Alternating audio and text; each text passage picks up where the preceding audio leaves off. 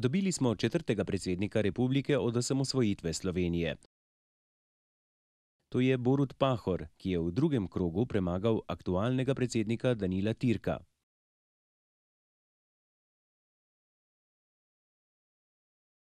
Volivci so mu namenili več kot 67% glasov, predsedniku Türku pa nekaj manj kot 33%.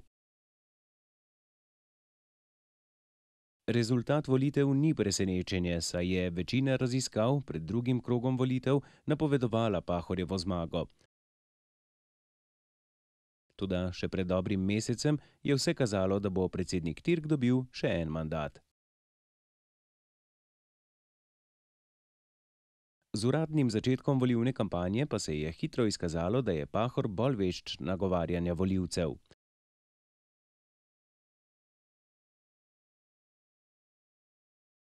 Poleg soočenj bo v spominu ostala tudi domiselna kampanja.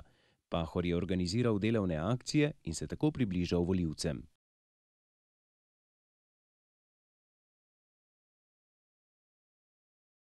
Na rezultat volitev je vsekakor vplivala tudi izjemno nizka volilna udeležba. Manj kot 42% volivcev je oddalo svoj glas, kar je najmanj v zgodovini samostojne Slovenije.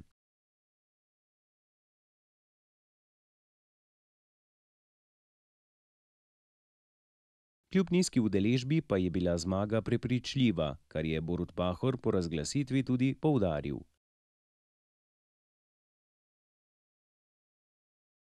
Ta podpora me zavezuje.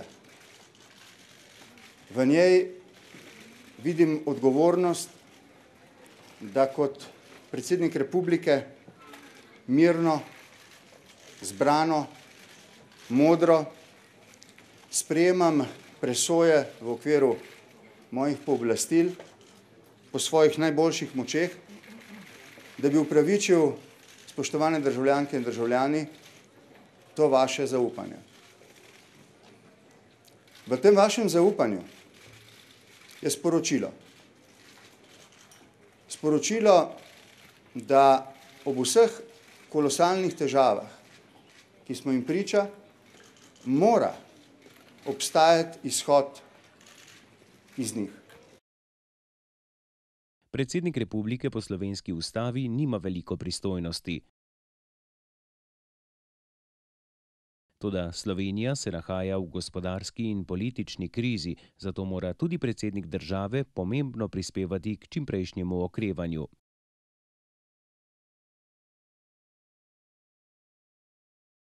Borut Pahor je obljubil, da bo ravno to njegov najbolj pomemben cilj. Nič po teh naplavinah 4 let krize ne bo lahko. Vendar so vse te težave premostljive. Kot narod, kot skupnost ljudi, ki imajo različne občutke, različna politična, verska, nazorska prepričanja, ki se zatekajo k različnim identitetam, ki imajo glede sanj o prihodnosti različne predstave. Je nam vsem skupno to, da tej skupnosti pripadamo kot posamezniki in da smo se, tako razumem sporočilo vašega širokega zaupanja, pripravljeni kot posamezniki povezati v močno skupnost, da skupaj izidemo iz te krize in sebi in našim otrokom damo vero v prihodnost, ki jo tako zelo potrebujemo. Poglejmo še kratek življenjepis novega predsednika Slovenije. Borut Pahor se je rodil leta 1963 v Postojni v družini očeta učitelja in mame šivilje. Politika je del njegovega življenja že od gimnazijskih dni, z osamosvojitvijo Slovenije pa je vstopil tudi v visoko politiko.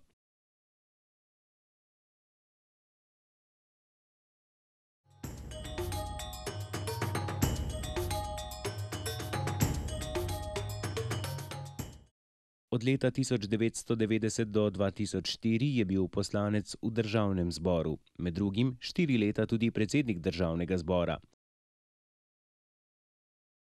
Pozneje je bil izbran za poslanca v Evropskem parlamentu, leta 2008 pa je postal tudi predsednik vlade.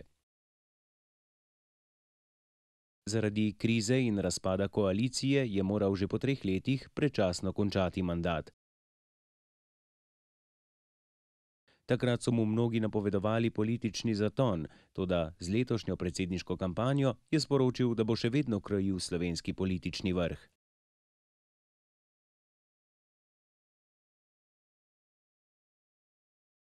Dozdajšnji predsednik Danilo Türk je bil o porazu razočaran, toda Pahorju je ob zmagi čestital in se zahvalil volivcem in sodelavcem, ki so ga na volitvah podprli.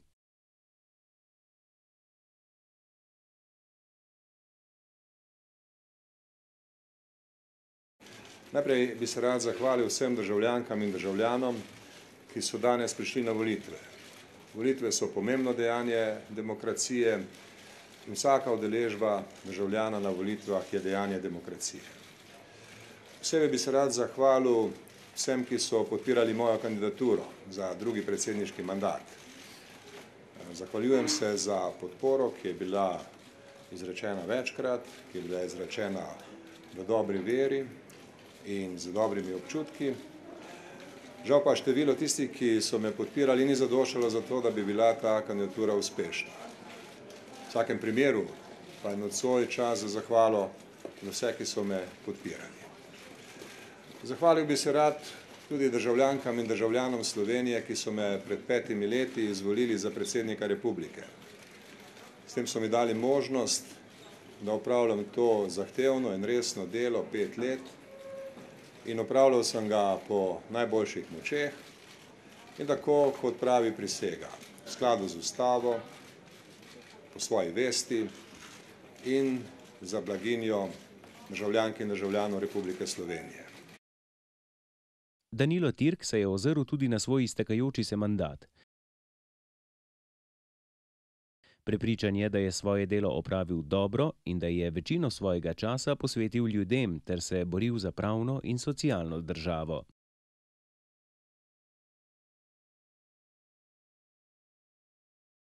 Prepričan sem, da ko se razkadijo decembrske meglice, ko posije sonce in ko bo malo distance, se bo moje delo dobro cenilo.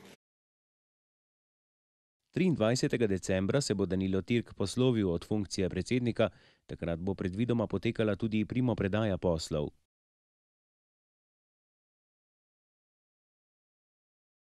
Türk je povedal, da bo v tednih, ki so mu še ostali, opravil najnujnejše naloge. Pahor pa je napovedal, da se bo do prisege za predsednika umaknil iz javnosti in tako zdajšnjemu predsedniku Danilu Türku dal možnost, da do konca opravi svoje delo.